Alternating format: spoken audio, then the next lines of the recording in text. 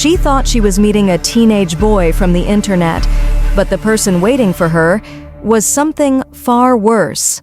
On New Year's Eve of 2002, a 13-year-old girl disappeared from a suburb of Pittsburgh. The last thing her family saw was her stepping outside, believing she was meeting a boy her own age. But the boy never existed.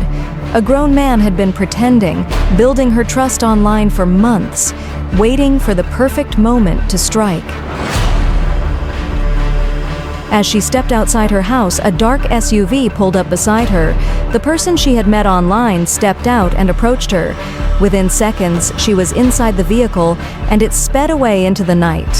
The SUV drove across the city and continued for more than 500 kilometers, all the way into Ohio. No one saw where they went, and no one knew what had happened to her. The internet was still new at the time, and this became the first case in which the FBI had to find a child who had been lured online. She was taken to a basement room the man had prepared for years. The lights were kept off, the walls were concrete, and the door was solid metal. He had set up a camera. He planned to upload the recordings to the darkest corners of the internet. She knew that if they didn't find her soon, she might never be found at all. But back home in Pittsburgh, the police and the FBI were already working urgently. Investigators immediately seized the computer the man had used to contact her. The FBI's digital tracking team worked around the clock. IP addresses, chat logs, discarded emails.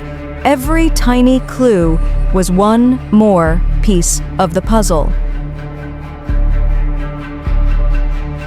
The clues led investigators toward Ohio, to a house that had already been monitored for suspicious online activity. When they saw that a live video setup was prepared on the man's computer, they knew there was no time left. The SWAT team and the FBI moved into formation immediately. They approached the house at night, silent and fast. The entry took only seconds. Inside, she was still alive. FBI agents freed her from the basement where she had been held for hours. One of the agents wrapped her in a blanket and told her, "You're safe now."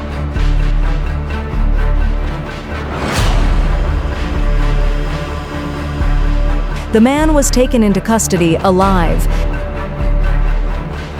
Inside the house, investigators found evidence in every corner: recording devices, computers, restraints, and cameras.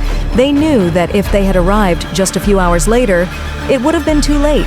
The man was found guilty on every count. His sentence: 116 years in prison with no possibility of parole.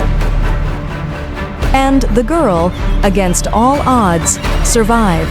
In the years that followed, she fought to make sure no one else would fall into the same trap.